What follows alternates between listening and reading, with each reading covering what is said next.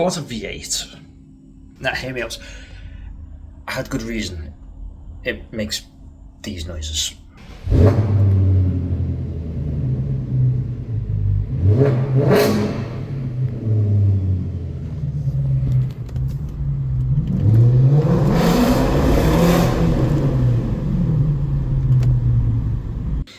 Well, as you'll see in a minute, there's some things I've got to fix on it. Oil leak. There's no suspension in there. Is this seized on?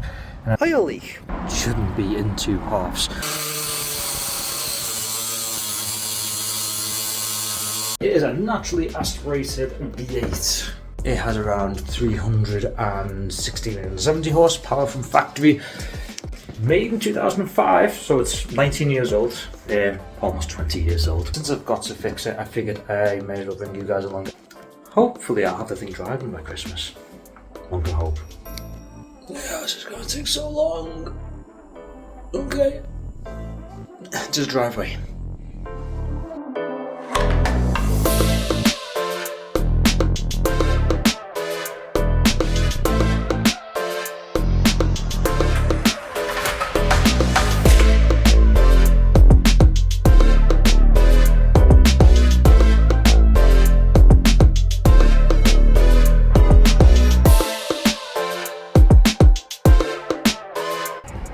This is my new to me BMW, but it's got a couple of issues, and we'll now run through a couple of the things that I need to kind of get fixed on this thing because it's been parked up for quite some time now.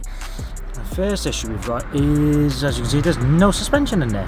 That's because I've already took the strut out and it shouldn't be in two halves, as you can see here. So the suspension has completely corroded and then snapped. So that's the first thing on the list that needs to be sorted out. So I have ordered some new springs. I took this one out as well. May as well do both sides. The gears are working outside. Also, the car always seems to think that the boot's always open, you know, even when it's not. I think I know where that issue is, and I'll show you right now. So if you ignore the mess, I have to get to the suspension bolts back there, which is why all of this trim is out. But if we go back to... Is it this wiring harness? Nah, I know what wiring harness it is. This one. This wiring harness controls, goes up here and controls basically the boot lid or trunk if you're American, and just get around. As you can see here, right there, see that? Because sometimes when I mess around with these wires, the boot pinging noise stops and the car recognises that the boot is actually shut. So I think some of these brakes and these wires I just need to fix. There's also a completely broken one there, which may be the one that's causing it now.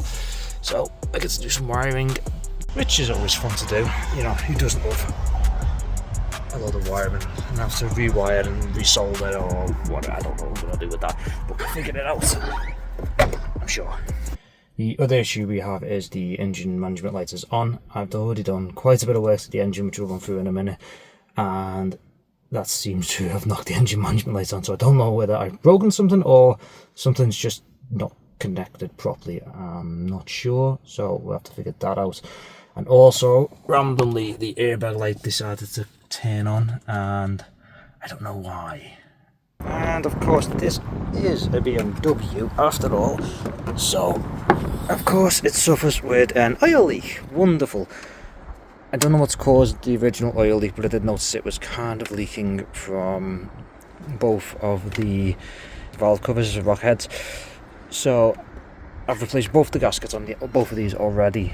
I also replaced the gasket on that, which is the vacuum pump, but I didn't put any gasket maker on there, so it ended up splitting, and well, it's a photo somewhere of it split and it started leaking oil again. So we need to put that on, which we might do today. And I also done a couple more things which I will explain later. But yeah, so it is leaking oil still, even after replacing this gasket, and a bunch of other gaskets around the upper time chain cover, where this pipe broke as well when I was taking it off, so I've replaced this, which is why it's much shinier than the old one. I've replaced the coolant line that's in the middle of the V, so the V is like that. One side, two sides. There's a coolant line that goes in the middle that transfers water from the back to the front, from front to the back. And I've replaced that line whilst I had the intake off, so I took the intake off and took all this off, and I basically cut out the pipe in the middle and then replaced it with a collapsible pipe. Again, I'll stick pictures in here so you'll understand what the hell I'm talking about. Future Dean here. I realise there's not much detail, so I'll go through in more detail what fixes I've actually done around the engine bay in a future video. Peace. But that was a bit of preventative maintenance, and that was it. I think for right now, what we're going to do for today is I'm going to try, I've got about an hour or so, so I'm going to try and cut this bolt off that's blocked for the control arm, so I can get this old control arm out and replace it with a new one. To take this suspension out, this coil out, you have to remove this control arm, which on the other side was fine. On this side, I don't know if you can see that nut seized on, and that is a T45 from memory, and that has completely and utterly been stripped, so I have to cut this off, which isn't going to be fun. I'm not looking forward to that, but yeah, I'm cracking with that.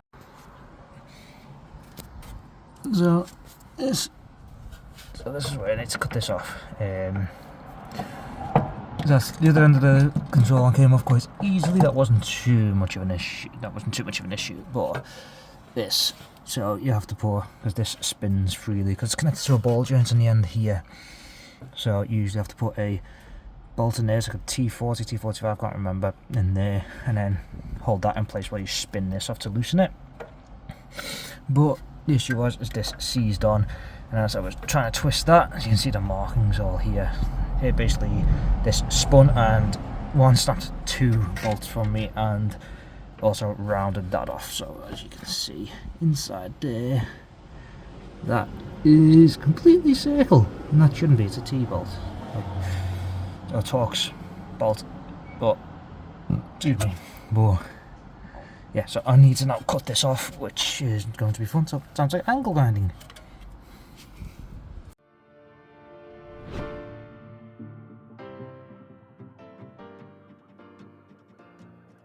So here I'm starting to angle grind the seized nut off.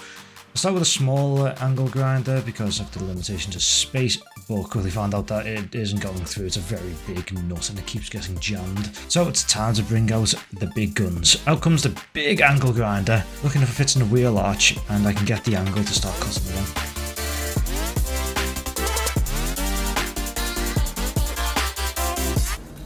Here we go again.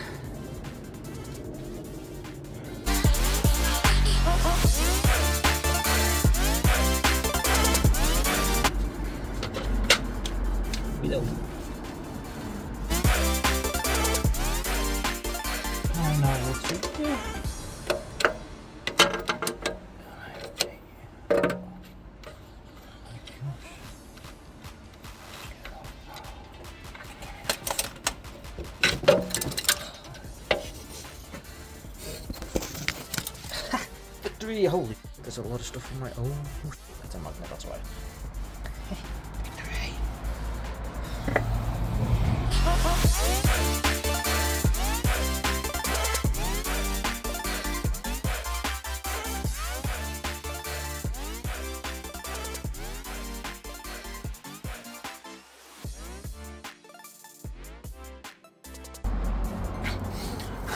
That's that out. Oh my lord. That was loud. I should have put earplugs in. I had eye protection now, so that's a start. Oh, but that was very loud for a long time. But this is finally out. I eventually got it out after cutting off that end, essentially. That one was fine. But that is for the bin. As you can see, the bush there was just completely destroyed. So we're replacing it with this. Nice new one from Febby. So this will go in probably next time because I need to put the suspension in, which I'm doing right now. Ooh.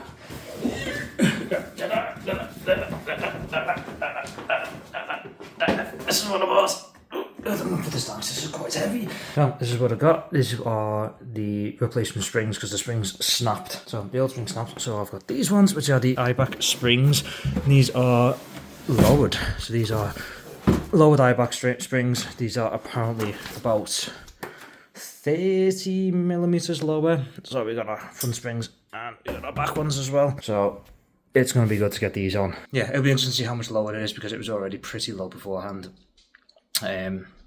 So with them on, it should be even lower. I'm not sure if I end up needing new wheels or not though.